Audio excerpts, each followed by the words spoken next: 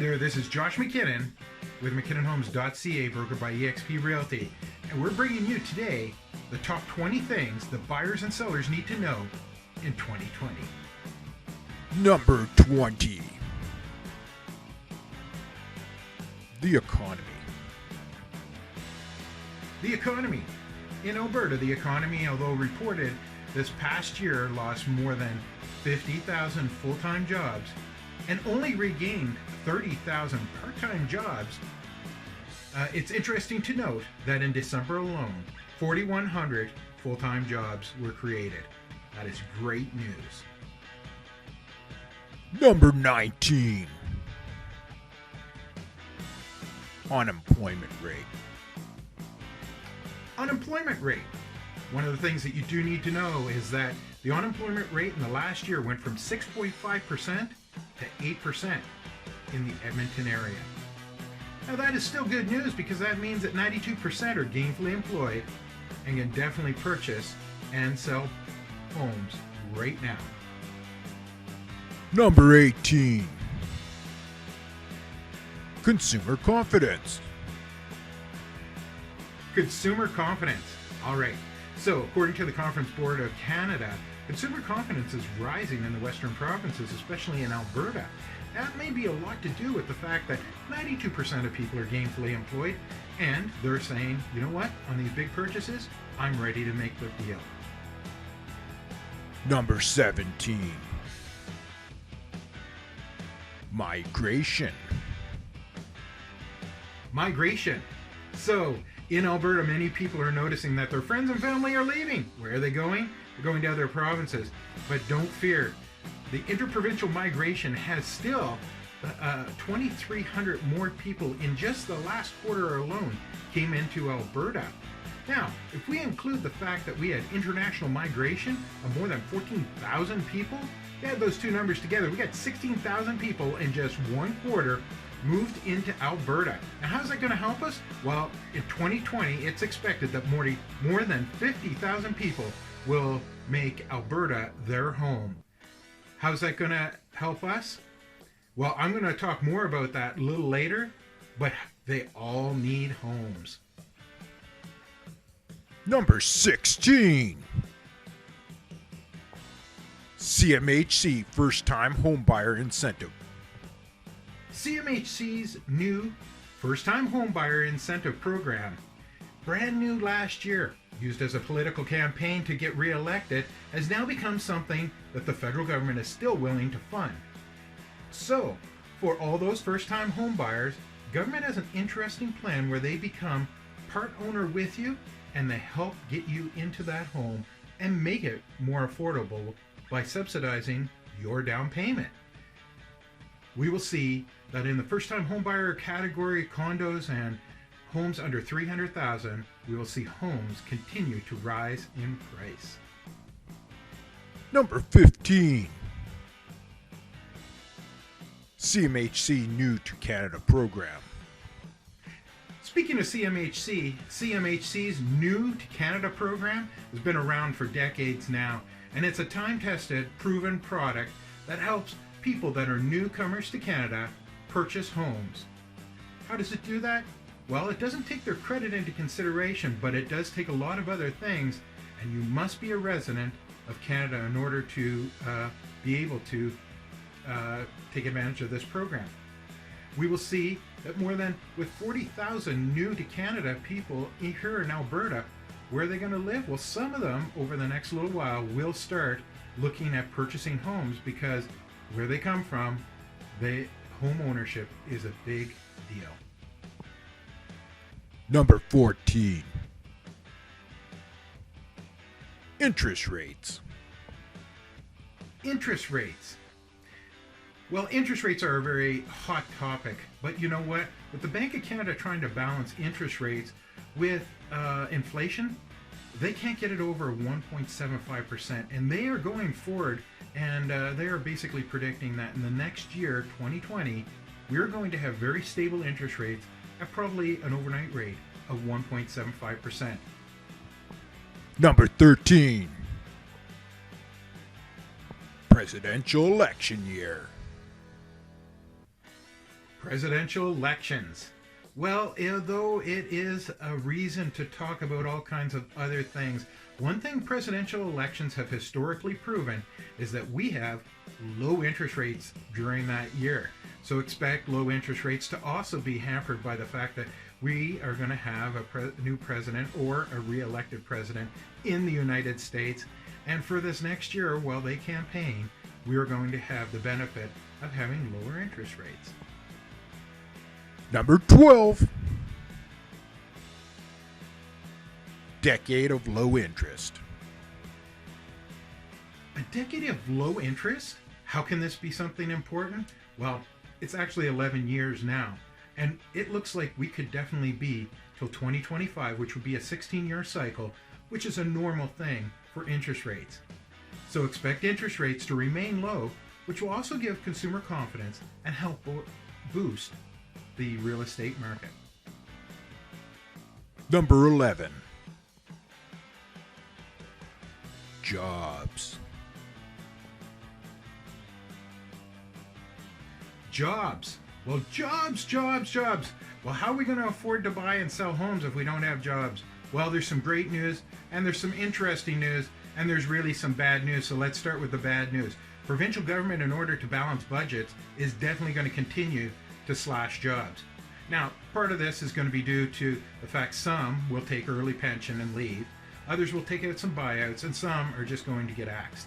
That isn't good because a lot of the provincial government jobs that they're talking about are well-paying civil servant jobs. And these people have been at some of their jobs for a very long time, so that's going to be hard on the mindset for some of them. Now, getting away from that for just a minute, where is the private sector coming in? We have always been oil and gas driven. So let's talk about a few projects that are going to make a difference. One, everyone knows what I think about us shipping oil at cheap prices, but that's going to continue, and I think that's going to be the new business plan for all oil companies. So when the Keystone Pipeline, and remember I said this when, not if, the Keystone Pipeline does get built, that XL pipeline is a 36-inch line that is going to take more than 600,000 barrels of our Western Select crude, jacked with some butane, down into the United States. So that is going to really boost up the activity in the oil sands because Western Select is all popping out of there. All right, second, Trans Mountain Pipeline. Wow. Okay, I could think of lots of reasons that thing needs to be built. I used to be part of the oil sector, and I can tell you that line needs to be replaced, not because we want to ship more product, but because it's a hazard to have that old pipe still working. Anyway, if it does or doesn't, BC should be very upset that they haven't replaced it. Now they do want to upgrade it and ship more oil into the Port Moody to be refined. That is just to meet up with more and more demand for gasoline and refined products in the Lower Mainland and the Vancouver area in particular. Lastly, I want to talk about Kitimat. So that's in British Columbia. How does that affect us? Huge. It's a $40 billion project. A lot of people don't know about it. It is a natural gas facility. They're going to take liquid natural gas and they are going to ship it all over the world, right out of the port there in Kitimat. Now, this project requires a few things. One, it requires expertise. Well, who knows oil and gas? Alberta. Lots of people here have worked in that field for so many years. So you're going to see manpower coming out of here. Some of those people are just going to work there and come back and use their money here in Alberta. You're going to see pipeline going in. Now, they're a little stalled right now, but that NLG pipeline is going in, no doubt in my mind, if not forced past the Aboriginal folks that are trying to block it right now. One more thing to keep in mind with that natural gas is that not only do they need manpower, but they need equipment and they need lots of other useful things. Guess what? Alberta's got that, and we got the expertise on how to build and ship that stuff all over the world. So expect that a lot of that stuff is going to be built right here in Alberta as well. Number 10. Petrochemical Diversification Program. The Petrochemical Diversification Program. Now, besides it being hard to say, this is a provincial program that's been put in place by the previous government and is helping oil companies diversify how and what kind of products they're making. This program is a $1.1 billion royalty credit deal and also being backed by the Alberta government credit. Now, let me give you an example of what that actually means. Interpipe is building one in the Heartland right now, and they're going to ship polypropylene when they are done. Polypropylene, basically, they take and they buy propane, they run it through a system, dehydrate it, and when they're done, they got this very valuable plastic, which is completely different than polyethylene, which is what we're normally used to making here in Alberta. In fact, most of the poly plants around do make polyethylene, and this is the first one in Canada that makes polypropylene. And so because of that, they get a credit. Now, the amount of volume of propane they use to do this, the government gives them a royalty credit. Now, understand this, royalties are only paid to the one who actually digs it out of the ground or, has to deal with that royalty. So propane is a refined product because it is stripped out of natural gas at some point. So when it comes out of the ground, whoever is doing that, they pay the royalty. Now that royalty can be, with Interpipe in their case, they may have sites where they're going to need that royalty credit themselves, and they are going to use that to offset the amount of royalty they pay to the government each and every month or yearly. And it has to be used up every single year. So the government, instead of giving the oil companies money, they're saying, look, if you produce something, we're willing to allow you to not pay the royalty that you would normally pay us. So it's going to kick us in the pants for the next few years, but this is a great program. Without it, Interpipe would not have built this plant, and we're looking at other companies like Pembina going into polyethylene. We're talking big money all over, and this is because of the petrochemical diversification program. Number 9. The rental market. The rental market. All right. Now, I said I was going to talk about migration and interprovincial and international migration a little bit, and this is where it comes in. The rental market. When 50,000 people show up here, guess what? They just started their job. And because they just started their job, they cannot purchase a property. In fact, they will rent a property. Now, where will those homes come from? Well, they're going to come from probably 3 sources. Right now, we're not building as many apartment buildings, although in the past couple of years, we've built some big ones. What we're going to see, though, is more homes where people say, you know what, I think I'd like to buy myself a rental property now because they would like to have a second property, and in hopes that we're at the low end of a market, which it seems that a lot of economists are feeling like we must be at. So they'll buy a rental property and they're going to become a landlord. Second, some people will say, you know what, the home we have that would make a good rental. Why don't we go buy an upgraded property and we'll live there and we'll rent ours out instead. So there's 2 feedstock for the rental market. Third, we're going to have some that are going to stop renting and they're going to buy their first home, or maybe they're going to now jump in now that the market is at a lower value, and some of that is going to put more feedstock back into the rental market.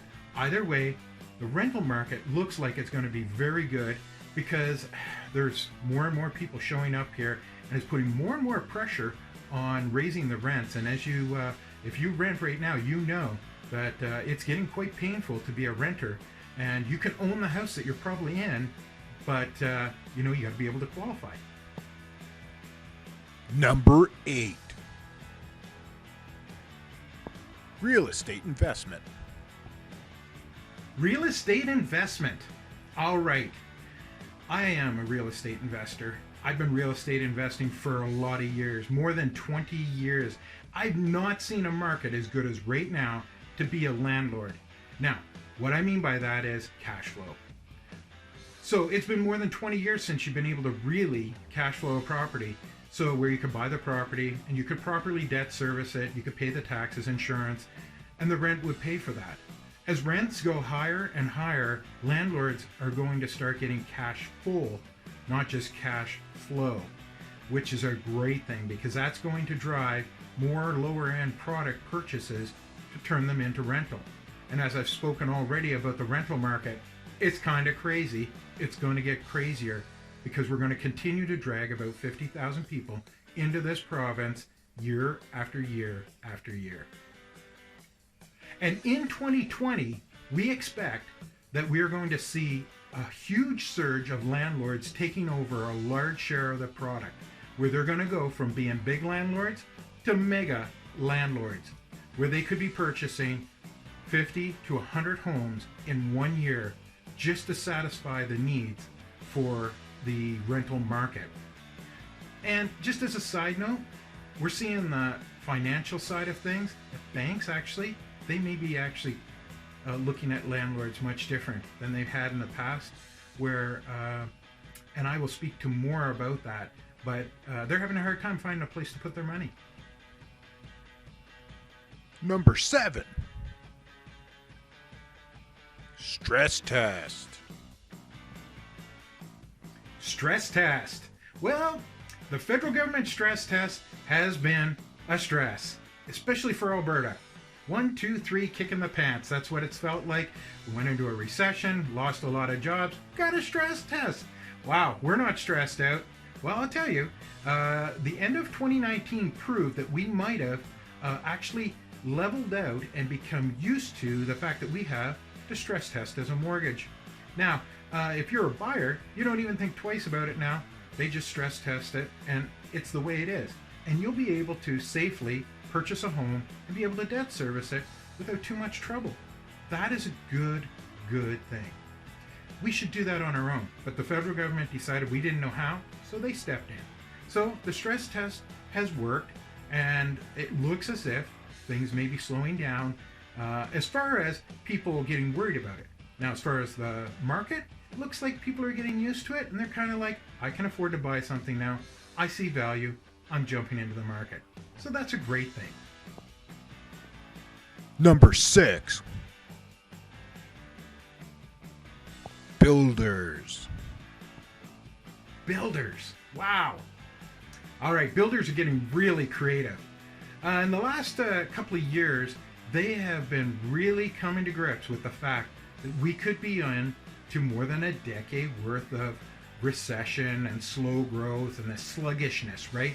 And that gets builders kind of itchy about stuff, so they've changed the way they want to work with buyers as well as those that represent them, us real estate agents. So one thing is they're working with us realtors, and some of them are offering us fabulous incentives to introduce our clients so that they can help them buy a great home. Another thing that's happening is they're allowing buyers to actually put some conditions on. They're actually helping them get the process going. Wow, it seems like it's a really good thing. And lastly, they're building a decent product, not charging as much for it. They're on land now that is cheaper that they couldn't have sold homes like this before. They're selling duplexes, a lot of them right now. They're having to sell more and work harder, but you know what? It seemed as if it was easy money, just 10 years ago. Well, it's not easy money for them, and I can tell you this, they're passing on great value. So if you're looking to work with a builder, this is a good year to do it. And you should have somebody represent you because they want you there. They want a real estate agent there as well. Number 5. Land. Land! Wow! Who would think you can run out of it? Well, in some places in the capital region, we are running out of great places to build. Now, they are pushing out to the far southwest, almost touching Leduc, if not in it. They're pushing into Stony Plain, but that's on the west side. What about like Sherwood Park, Strathcona County? Wow, Sherwood Park's running out of land too. They got a few places in Aspen. They got Summerwood to finish building out. And where do they go next? Ardrossan. Ardrossan's going to be the next hot spot, and there isn't going to be a ton of land there, but there is more land opening with the new area development plan that was put in by the Strathcona County. It has created a great opportunity for homeowners to live just outside the hamlet of Sherwood Park have all the great services, travel in on Highway 16, 5 minutes into Emerald Hills, and you got everything you need. So expect that our Drawson is going to take off in the next year or two, and also it's going to give the county a little bit of time because they're behind in opening up new land, and that won't happen probably for another 3 years. So land is the big thing right now. Number 4. Purchase contract trends. Purchase contracts. Something brand new that we haven't seen before, but now home inspectors have the ability to do sewer scoping. So this is something that buyers and sellers need to be very, very aware of. And I can tell you, in the last 3 months, we've done a couple, and one of them was on an older home. It had a clay pipe, and you may not know, but clay pipe was used right up until 1990. So be aware if you're purchasing a home that it could have clay pipe. Now that's not a bad thing. It allows them to use rotor-rooter when the trees grow into it, and it doesn't damage the pipe. But the new pipe after that is a 4-inch, and it's a kind of a plastic ABS thing, and we're not quite sure exactly. It's thin, and I can tell you we've had 2 sewer scope failures, one on clay pipe and one on a home that was built in 2004. Yikes! Now, do you think that a home built then would have better standards? Absolutely. Do you think that it was done with care? Should have been. This here cost the seller a huge amount of money because it was found out that that pipe had a huge bend in it, and it was starting to block. In fact, it would have given trouble very shortly and cause a sewer backup. So this is one of the problems. We didn't have the technology in the past to do this. Not only can we sewer scope them, but we can put a transponder on the end of a sewer scope, and with a line locator we can tell exactly where that blockage probably is on your land or on the city. This is something you're going to want to know, and it's not that expensive, but it is something new, and it's something that all of our clients are doing right now. Number 3. Acreages. Acreages. Wow. In the last 4 years, acreages have been losing an incredible amount of value. In fact, upwards to 25%. On some of the higher end stuff, $1 million, these guys are losing huge. Well, buyers are starting to notice, and they're seeing the value in acreages. This year, we expect that the acreage market will start picking up. And a lot of that is being driven just because all of a sudden people are getting their homes sold, they're getting a decent value out of them, and they're looking at acreages as something like a brand new toy. So it's something that they hadn't even been looking at because it was just so far out of their reach. But acreages this year are most likely going to be a great buy, and they're going to be a great value. Number 2. Banks. Banks. I want to talk about the bad old bank. Well, the bad old bank has been making huge amounts of money, and they haven't had any place to put it. They're running out of great investments to put their own money, and they're starting to get really creative. Like they're making commercial paper all day long, and they're actually looking to get back into the residential game again. And now that the market has dropped considerably, they're looking at getting back into doing a lot more residential mortgages. Problem is, they need qualified, highly qualified people. I expect we're going to see another product pop out of nowhere again. But, you know, a lot of the same old stuff that they've had around, like purchase plus improvement, or spousal buyouts, or even purchasing a home that needs considerable rehab, they're willing to do some incredibly great things. Whether you're working with a bank or a credit union, you do probably want to work with a mortgage broker because they can shop all this stuff. And right now too, I mean, you probably can dictate a lot of the terms, prepayment penalties, how you're going to go about making sure that you don't have interest differential on your mortgage. So it's not just an interest payment that you're worried about anymore. It's also all these other things, because interest is going to be very competitive. It's going to stay very stable, and you're probably not going to be the biggest driver on why you choose one bank over another. So be very careful right now because the banks are creative. They're going to want to make money, more money on you if they can. So they're going to sneak some of those things into your contract. So be sure you hire a professional when getting your mortgage. Last but not least, number 1. Real estate agents. Agents. Not all agents are created equal. And we know that. When you're hunting and looking for your agent to help you with your buying or selling, think of the ones that know how to handle the market. They know the trends. They also know what's happening. They know where to find good people to help you. They can put together a team of individuals. We're open for business, and we're ready and able to earn your business.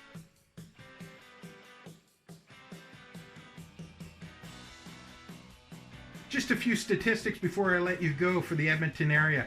I can't help myself. I gotta do this. So the foreclosure market in 2019 versus 2018, you're gonna find this interesting. Not much change. Let me take a look here. We went from 984 in 2018 to 1,046. Currently, there is only 185 foreclosures. So you can tell the banks are being forced to work with the owner of the home because of CMHC in most cases, and they are trying to keep them in the home as long as possible. Genworth is also very much behind that same incentive program to try to keep the homeowner in the home and not allow it to go through the foreclosure process where everybody loses. Most areas trending. Oh yeah. Okay, I want you to think about this. So there's a few areas that seem to be trending up, and you know, we look at them, we go, wow, this area, that area. But you know what? When you look, what's happening too, is we're getting a lot of infill put there. And that infill is driving the price up in those areas. Now, it doesn't mean that the 40-year-old or 50-year-old home is actually going up in value. In fact, it very well could be going down in value. And that new infill that they just spent, you know, $650,000 putting in and selling for $750, probably is only going to be worth $7.25 by the end of 2020. We're going to continue to have kind of a loosey-goosey market over the next year. It's going to be good for sellers. It's going to be good for buyers. We're going to have long days on the market. It's going to be frustrating. Wow. Sounds like 2019. So expect more of the same. And lastly, I want to give you this to think about. The Fraser Institute of Alberta has ranked Alberta as the most economically free in all of Canada. So despite all the things that are going on, all their numbers come back that we're still living in the best province in Canada. So I'll give you that to think about. Have yourself a great day. This is Josh McKinnon, McKinnonhomes.ca, brokered by eXp Realty.